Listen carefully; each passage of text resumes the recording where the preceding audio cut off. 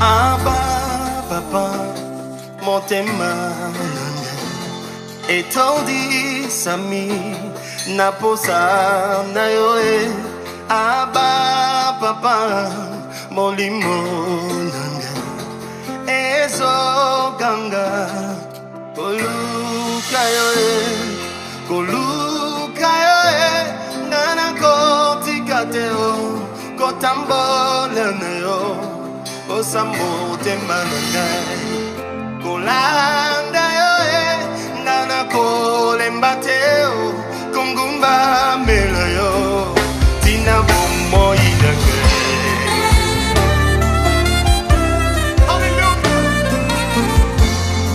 Abba papa luka yo nana kotikateo. On se glorifie même quand nous traversons des tribulations. C'est ce que le livre de Romains nous enseigne.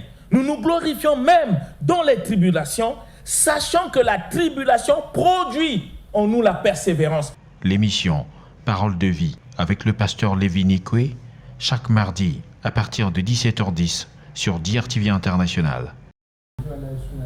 Bien-aimés, nous rendons grâce au Seigneur pour ces temps, ces moments, chaque fois qu'il nous donne pour que nous puissions partager ensemble l'évangile tel que le Seigneur l'a laissé pour son Église. Nous sommes en train de développer un sujet important, l'épreuve dans la foi, qui est notre sous-titre qui parle du combat de la foi. Nous avons parlé de beaucoup de choses de ce combat vu de l'intérieur, qui se manifeste parfois par des doutes, l'hésitation, la peur. Mais ici, nous sommes en train de parler des épreuves. Ce sont des choses qui sont extérieures à l'homme. Pour comprendre comment le chrétien véritable doit se comporter face à des épreuves. Souvent, nous ignorons cette partie de l'évangile telle que le Seigneur nous a enseigné. Aujourd'hui, la majorité des chrétiens que nous sommes, nous croyons que si nous sommes en Jésus, tout roule sur les rails. Nous n'aurons plus des tribulations, des épreuves. Parce qu'il y a des gens qui nous ont enseigné ce qui n'est pas l'évangile. Et quand les épreuves se présentent dans nos vies, on commence à s'interroger et même à mettre en cause Dieu. Mais parce que nous n'avons rien compris de l'enseignement de Jésus-Christ. Le Seigneur dit que mon peuple périt parce qu'il lui manque la connaissance. Vous ne pouvez pas servir le Seigneur si vous n'avez pas la connaissance de sa parole. Parce que c'est par sa parole que nous pouvons servir Dieu. Je le dis souvent que lui-même, il a déclaré dans sa parole que vos voix ne sont pas mes voix, vos pensées ne sont pas mes pensées. Donc nous ne pouvons pas servir Dieu comme je le dis souvent, avec nos pensées, notre manière de faire. Non, nous devons avoir les pensées de Dieu. Et les pensées de Dieu nous est révélées par sa parole. C'est ainsi qu'il a inspiré les Écritures pour qu'on soit enseigné et instruit. C'est ainsi que la foi, pour nous, c'est quelque chose de capital dans la vie d'un chrétien. C'est l'unique moyen qui rend l'homme agréable à Dieu. Parfois, on a l'impression qu'on est agréable à Dieu parce que nous gênons beaucoup, parce que nous donnons beaucoup d'offrandes, parce que nous sommes ponctuels à l'église. Non. La parole de Dieu est claire. Sans la foi, il est impossible de lui être agréable. Dieu n'a jamais dit sans la prière. Dieu n'a jamais dit sans le jeûne. Non, il dit sans la foi. Donc ça veut dire que tout chrétien doit avoir la foi en lui pour être agréable à Dieu. Mais nous ne devons pas oublier que notre foi, parfois, elle est mise à l'épreuve par rapport au milieu que nous vivons, dans nos familles, au niveau de travail, dans le quartier. Notre foi est mise à l'épreuve. Mais le Seigneur nous a donné comment nous devons vivre et ce que nous devons faire quand nous traversons des moments difficiles, quand nous traversons les épreuves, bien-aimés. J'aimerais que nous puissions lire un passage que nous avons souvent lu pour que nous comprenions quelle attitude nous devons avoir face aux épreuves pour préserver et garder notre foi, afin de ne pas permettre à notre foi de faire naufrage. Nous lisons le livre de Jacques, chapitre 1. Nous commençons par là pour que nous puissions comprendre ce que le Seigneur nous enseigne d'abord. Quelle est la pensée du Seigneur face aux épreuves concernant les chrétiens? Comment nous devons nous comporter face à des épreuves? Nous lisons le livre de Jacques, chapitre 1. Nous lisons le verset 2 jusqu'au verset 4. Jacques, chapitre 1, du verset 2 au verset 4. Lisons au nom du Seigneur. Amen. Mes frères et sœurs, considérez comme un sujet de joie complète les diverses épreuves auxquelles vous pouvez être exposés, sachant que la mise à l'épreuve de votre foi produit la persévérance. Mais il faut que la persévérance accomplisse parfaitement sa tâche, afin que vous soyez parfaitement qualifiés, sans défaut, et qu'il ne vous manque rien. Amen. Amen. Alors vous comprenez la pensée de Dieu, bien-aimés, en tant que chrétiens, frères et sœurs. Dieu nous parle sur les épreuves. Quelle attitude un chrétien doit avoir face aux épreuves? Le Seigneur dit considérez. Ce n'est pas un pasteur qui nous parle, ce n'est pas un apôtre ou un évangéliste ou un docteur, mais c'est le Seigneur lui-même par sa parole nous dit considérez comme un sujet de joie les diverses épreuves auxquelles vous pouvez être exposés. Considérez comme un sujet de joie les diverses épreuves auxquelles nous pouvons être exposés. C'est le Seigneur qui parle. Or, le Seigneur dit dans sa parole, mieux vaut l'obéissance que les sacrifices. Et parfois, nous nous posons la question, est-ce que c'est ce que nous faisons quand nous traversons les épreuves? Quel comportement nous avons face aux épreuves que nous traversons en tant que chrétiens? Dieu s'adresse aux chrétiens. Nous devons considérer les épreuves comme un sujet de joie et non de tristesse. Essayez d'imaginer qu'un chrétien est triste parce qu'il traverse les épreuves. Déjà, ton attitude te met en contre-faux avec la parole du Seigneur. Ton attitude, parfois, prouve que tu ne te soumets pas ou tu n'obéis pas à Dieu. Parce que tu dois regarder les épreuves comme un sujet de joie, pas de tristesse, dit le Seigneur. Mais malheureusement, à un certain moment, on se pose la question, est-ce que le but d'aller à l'église, c'est pour obéir à Dieu ou chercher que Dieu puisse manifester sa bénédiction dans nos vies? Est-ce que nous partons à l'église pour Dieu ou nous partons à l'église pour nous-mêmes? Si nous partons à l'église pour Dieu, nous devons nous soumettre à sa volonté. Qu'est-ce que le Seigneur m'enseigne? Le Seigneur m'enseigne que je dois regarder les épreuves comme un sujet de joie. Bien que j'ai la foi en lui, mais je ne suis pas exempt des épreuves. Ça va arriver dans ma vie. Et le Seigneur est merveilleux, dit les diverses épreuves. Dieu ne définit pas de quelle épreuve s'agit. Il est ici. Il ne définit pas ces épreuves. Il dit les diverses épreuves. Donc il y en a plusieurs.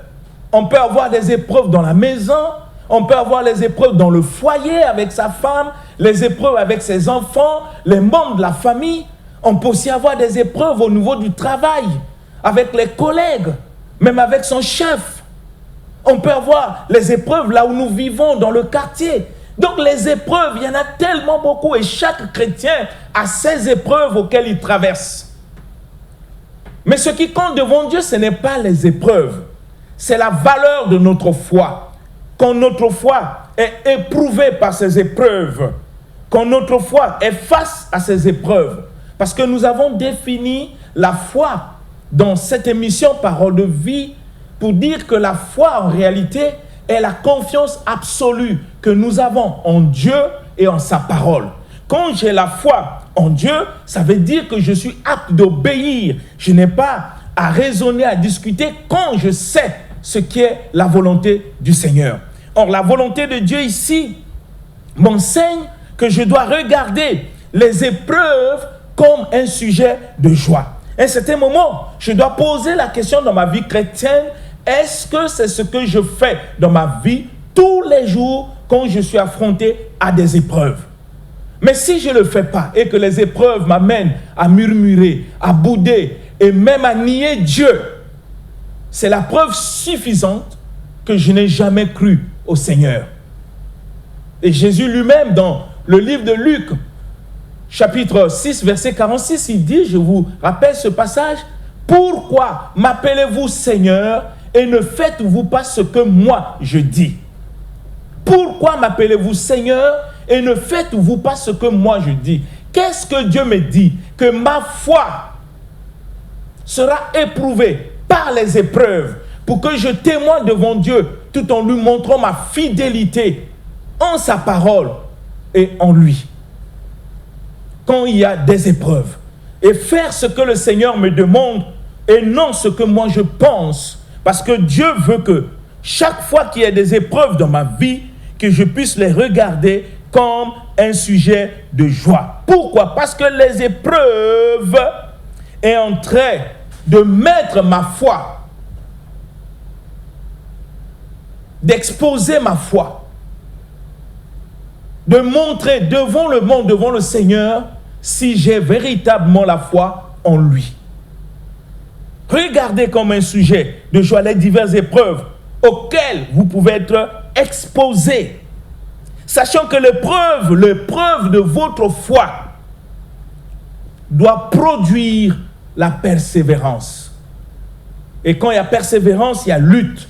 Je dois garder le cap, bien-aimé, sans faillir en rien, pour prouver à Dieu que j'ai la foi en lui. Rappelez-vous de l'apôtre Paul qui disait « J'ai combattu le bon combat et j'ai gardé la foi. » Face à des épreuves difficiles auxquelles il a traversé, il n'a jamais failli ni fait naufrage par rapport à sa foi. Essaie de penser, toi qui se dis chrétien, qu'est-ce qui te convainc que tu es chrétien quand face à des épreuves, tu n'arrives pas à obéir à ce que le Seigneur te dit dans sa parole? Dieu ne veut pas nous voir tristes quand nous traversons des épreuves. Dieu ne veut pas voir que nos larmes puissent couler parce que nous traversons des épreuves. Quand le Seigneur nous enseigne de regarder les épreuves comme un sujet de joie, cela montre à suffisance qu'il a la solution. Il nous garantit la solution de ces épreuves-là. Mais malheureusement, nous les chrétiens, la majorité, nous n'avons pas confiance en Dieu.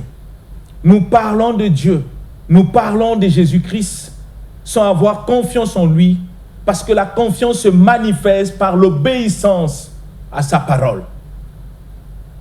Regardez ce que le livre de Romains nous enseigne. Nous allons lire le livre de Romains.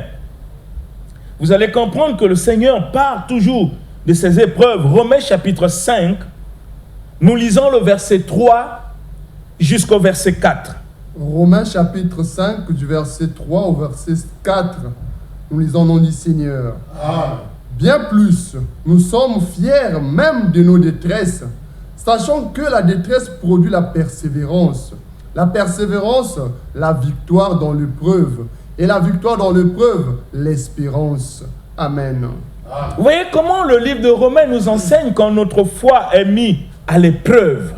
La confiance que nous avons en Dieu, les épreuves peuvent venir nous ébranler pour témoigner devant le monde que nous n'avons jamais mis confiance en Dieu. Mais un chrétien véritable qui ne va pas à l'église pour s'amuser, il ne va pas à l'église pour chercher des choses terrestres. Un chrétien véritable qui va à l'église disposé, disponible à mettre en pratique tout ce que le Seigneur nous enseigne à travers ses serviteurs. Ce chrétien-là, face à des épreuves, il ne peut jamais faire naufrage. Et la Bible dit dans le livre de Romains, dans ma version Bible de Jésus-Christ, ça dit, et non seulement cela, mais nous nous glorifions même dans les tribulations. Ça, c'est la version de la Bible de Jésus-Christ. Ça nous dit que nous nous glorifions même dans les tribulations. Nous ne pleurons pas. Nous n'avons pas de larmes. Les tribulations peuvent venir de plusieurs manières, bien-aimés. Mais quelle est ton attitude? Quelle est la position de ta foi face à ces épreuves-là? Romains nous dit, nous nous glorifions. Parce qu'on peut glorifier dans les tribulations quand nous nous reposons en Jésus et en sa parole. Si Jésus est notre assurance, si nous croyons en lui, en toute vérité, si nous ne partons pas à l'église pour faire des aventures et que nous avons la bonne conscience de qui nous sommes dans le Seigneur et qui est le Seigneur Jésus pour nous. On se glorifie même quand nous traversons des tribulations.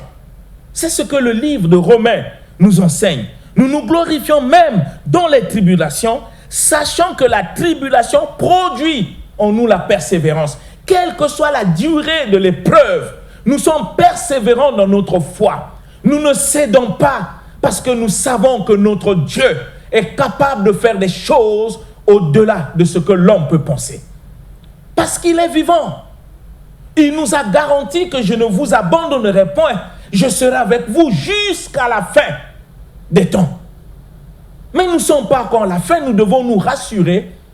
Même si les hommes nous abandonnent dans les épreuves, nous devons nous rassurer que nous ne sommes jamais seuls. Le Seigneur est toujours là avec nous. Rappelez-vous des épreuves que Job a traversées. Il était persévérant jusqu'à ce que le Seigneur l'a relevé de ces épreuves-là. Il a témoigné devant les épreuves, devant le monde et ses amis, la valeur de sa foi. Bien qu'éprouvé par les épreuves, il n'a pas cédé. Il était persévérant. Mais nous, les chrétiens d'aujourd'hui, moins d'épreuves, nous nions Dieu par notre comportement, par notre attitude. On est même prêt à courir pour aller voir les voyants, les voyantes, aller même chez les féticheurs, courir de porte en porte pour expliquer nos problèmes à nos amis qui ne sont pas des chrétiens. Et tant que le Seigneur nous enseigne dans sa parole que nous ne devons pas nous inquiéter, qu'en toute chose, nous devons lui faire connaître nos besoins. Et au lieu de faire connaître tes besoins à Dieu, tu cours pour aller faire connaître tes besoins aux païens, t'exposer. Pourquoi? Mais parce que tu n'as pas la foi en Dieu. Bien que tu vas à l'église, tu n'as pas confiance au Seigneur, ni à sa parole. Parce que si tu avais confiance en Dieu, bien-aimé, tu devais être ferme, persévérant, jusqu'à ce que le Seigneur lui-même va te relever et te faire sortir de ces épreuves-là. Et la parole nous enseigne que la persévérance dans les épreuves produit en nous l'espérance. Mais il faut qu'on soit persévérant.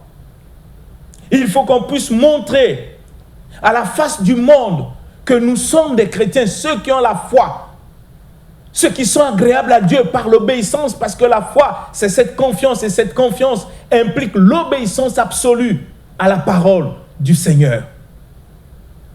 Si nous pouvons pleurer comme des païens, se lamenter comme des païens, en quoi nous sommes différents d'eux? Tandis que le Seigneur dit, il y aura une différence entre ceux qui me servent et ceux qui ne me servent pas. Bien-aimés, on ne va pas à l'église pour que Dieu puisse nous bénir, pour que Dieu puisse nous donner des promotions. Non, ça, ce n'est pas des raisons ou les motivations qui doivent nous pousser à aller à l'église. Nous partons à l'église parce que nous avons compris que la vie charnelle n'est pas une vie que Dieu avait arrêtée pour nous. À cause du péché qui nous a tellement déformés, et Dieu, par sa parole, il vient pour nous transformer, pour nous donner cette véritable image du commencement avant que le péché rentre. Et cette image vient en nous par l'obéissance à sa parole. On part à l'église parce qu'on est disposé à obéir à sa parole. Si dans notre cœur, bien-aimés, nous ne sommes pas disposés à obéir à la parole du Seigneur, ce n'est pas la peine d'aller à l'église. Nous allons perdre notre temps. C'est un problème de conscience, bien-aimé. Il faut être conscient de ce que tu es dans le Seigneur. Il ne faut jamais aller prier dans l'aveuglement. Non, bien-aimé, fais des choses avec ta conscience. Il faut comprendre pourquoi tu prends l'engagement de suivre le Seigneur. Afin que ta foi en lui ne puisse pas être ébranlée quand les épreuves vont se manifester dans ta vie. Et quand elles se manifestent, que tu puisses avoir l'attitude que le Seigneur t'enseigne en regardant ces épreuves par ta foi comme un sujet de joie. Et j'aimerais que tu puisses réfléchir à cela. Parce qu'être chrétien n'est pas le fait seulement d'aller à l'église, mais c'est de vivre la parole. Dieu a laissé la parole, et non seulement pour avoir la connaissance, mais cette parole, c'est une vie que Dieu veut voir être manifeste dans le chef des chrétiens que nous sommes. Quand nous lisons le livre de 2 Corinthiens, chapitre 4, versets 16 à 18, nous allons comprendre ce que Dieu nous enseigne sur ça concernant toujours les épreuves face à notre foi. 2 Corinthiens, chapitre 4, du verset 16 au verset 18, nous lisons au nom du Seigneur. Voilà pourquoi nous ne perdons pas courage. Et même si notre être extérieur s'est détruit, notre être intérieur se renouvelle de jour en jour. En effet, nos légères difficultés du moment présent produisent pour nous, au-delà de toute mesure, un poids éternel de gloire. Ainsi, nous regardons non pas à ce qui est visible, mais à ce qui est invisible, car les réalités visibles sont passagères et les invisibles sont éternelles. Amen. Voyez comment le livre de Corinthiens nous enseigne, comment le Seigneur nous montre ce qui est la vérité. La Bible dit, je lis toujours dans ma version, Bible de Jésus, qui dit, c'est pourquoi nous ne perdons pas courage. Vous ne pouvez pas imaginer le nombre de chrétiens qui ont fait naufrage par rapport à leur croyance. Parce qu'ils ont traversé des moments difficiles, ça peut être une maladie qui ne guérit pas. Tu vas à l'hôpital, tu as tout bu, tu as consulté. Ça peut être des situations familiales, ça peut être des situations d'argent.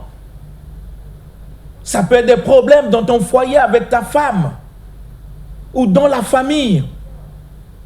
Mais la Bible dit, nous ne perdons pas courage parce que notre solution, c'est Jésus-Christ. Nous ne perdons pas courage, bien-aimés. C'est ce que la parole nous dit. Nous ne perdons pas courage. Et même si notre homme extérieur se détruit, mais notre homme intérieur se renouvelle du jour en jour. Pourquoi ça se renouvelle? Parce que nous avons foi en lui. Nous demeurons dans ce que le Seigneur a dit. Même si extérieurement, les gens peuvent se moquer de nous. Parce que nous n'avons plus d'argent. Parce que nous n'arrivons plus à acheter des choses qu'on devait acheter. Parce que nous ne mangeons plus comme il faut. Parce que, quelles que soient les raisons. Mais nous ne devons pas nous comporter sur les dires des gens. Notre attitude doit être conforme à la volonté de Dieu qui est sa parole. Même si notre homme extérieur se détruit. Mais la foi que nous avons en Jésus renouvelle en nous notre homme intérieur. Pourquoi? Mais parce que la parole dit, car notre légère tribulation d'un moment produit en nous, d'excellence en excellence, un poids de gloire en gloire. Puisque nous ne regardons pas aux choses visibles, mais nous regardons à ce qui est invisible. La parole du Seigneur. Et Dieu est fidèle d'amener sa parole à l'accomplissement dans la vie de ceux qui ont la foi en lui. Et parfois nous perdons la foi. Étant femme, quand tu te convertis au Seigneur, parfois tu as l'impression que tu as tout perdu. Les gens peuvent se moquer de toi, ma soeur ou le frère, tu peux tout perdre. Mais garde ta foi, garde la confiance en Dieu. Parce que ce qui a de la valeur dans ta vie, ce n'est pas l'argent, c'est le souffle de vie. Le souffle de vie que Dieu te donne, c'est ça ce qui a de la valeur dans ta vie. Parce que sans souffle de vie, la vie n'a pas de sens. Parce que l'argent ne peut pas tout acheter. Dans ce monde, nous avons des milliardaires, des gens, mais parfois, malgré leur argent, mais sont parfois des personnes qui sont malheureux. Ils n'ont pas une vie, dans leur cœur, il n'y a pas la paix. Mais quand tu respires et que Dieu ne permet pas que les épreuves puissent te terrasser et te tuer, il y a encore l'espoir. Maintiens ta foi, demeure ferme, ne cède pas, ne vends pas ton droit d'aînesse, ne trahis pas ton Dieu, parce que le monde te voit pour voir si réellement tu partais à l'église pour obéir à la parole. Le monde est en train de te voir. Laisse Dieu accomplir sa volonté dans ta vie, parce que quand il va te relever, le monde va confesser le nom de ton grand Dieu pour dire son Dieu est Dieu. Ils seront témoins de la gloire du Seigneur dans ta vie. Et j'aimerais que tu puisses réfléchir à cela, bien-aimé. Nous allons lire encore un autre passage important, 1 Corinthiens chapitre 10, verset 13. Nous lisons 1 Corinthiens 10, verset 13, bien-aimé. 1 Corinthiens 10, le verset 13. Nous lisons au nom du Seigneur. Amen. Aucune tentation ne vous est survenue qui n'ait été humaine.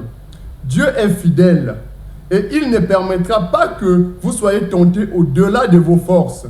Mais avec la tentation, il préparera aussi le moyen d'en sortir afin que vous puissiez la supporter. Amen. Amen. Regardez comment le Seigneur nous garantit, au-delà de nos épreuves, au-delà de ces moments difficiles, Dieu nous rassure qu'aucune épreuve ne vous est survenue qui n'ait été humaine. Mais Dieu qui est fidèle, ne permettra pas que vous soyez tentés au-delà de votre force. La parole dit, mais avec l'épreuve, Dieu préparera des moyens de vous faire sortir de ces épreuves pour que vous puissiez la supporter. Regardez la fidélité de Dieu. Dieu dit, il ne peut pas nous laisser tenter au-delà de notre force. Quand ça dépasse notre force, bien-aimé, le Seigneur lui-même intervient. Il faut croire à cela. Et c'est ça notre garantie, de ne pas faillir face à des épreuves, parce que Dieu veille. Quand les épreuves nous dominent, ça dépasse notre force, Dieu lui-même prépare des solutions pour nous faire sortir de ces épreuves. Pour que ceux qui pensaient que tu devais être terrassé, tu devais mourir, qu'ils puissent confesser de leur bouche, ton Dieu est Dieu. Parce qu'ils sont témoins de l'œuvre que Dieu a pu accomplir dans ta vie. À cause de ta foi, de ta fermeté, de ta fidélité, tu n'as pas cédé et tu n'as pas fait naufrage par rapport à ta foi face aux épreuves. Voilà ce que Dieu nous enseigne, bien-aimés. Je veux que tu puisses réfléchir. Je veux que tu puisses penser à cela. Deviens chrétien selon le modèle de la parole du Seigneur. Ne deviens pas chrétien selon les hommes. Ne deviens pas chrétien selon toi. La parole de Dieu, c'est une vie qui doit être manifeste par l'obéissance en tout ce que Dieu nous demande dans sa parole. Quand nous vivons de cette manière, le Seigneur sera glorifié dans nos vies et ceux qui ne le connaissent pas verront la gloire du Seigneur et ils finiront par fléchir les genoux et glorifier le nom de ce grand Dieu. Pour que sa volonté s'accomplisse sur la terre comme au ciel, c'est par toi. Laisse Dieu te bénir, que son esprit puisse te convaincre pour que tu ne puisses pas vivre une vie chrétienne selon toi, mais vis la vie chrétienne conforme à la parole de Dieu. La grâce du Seigneur puisse être sur toi et que Dieu te bénisse. Amen.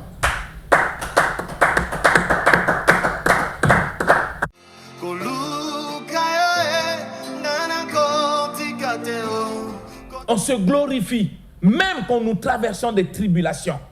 C'est ce que le livre de Romains nous enseigne. Nous nous glorifions même dans les tribulations, sachant que la tribulation produit en nous la persévérance. L'émission Parole de vie avec le pasteur Lévi Nikwe, chaque mardi à partir de 17h10 sur DRTV International. Abba, papa, motema etondi sami naposa na yoe. Abba, papa, molimo nanga ezo ganga koluka yoe nana kotika te o kotambola ne yo osambo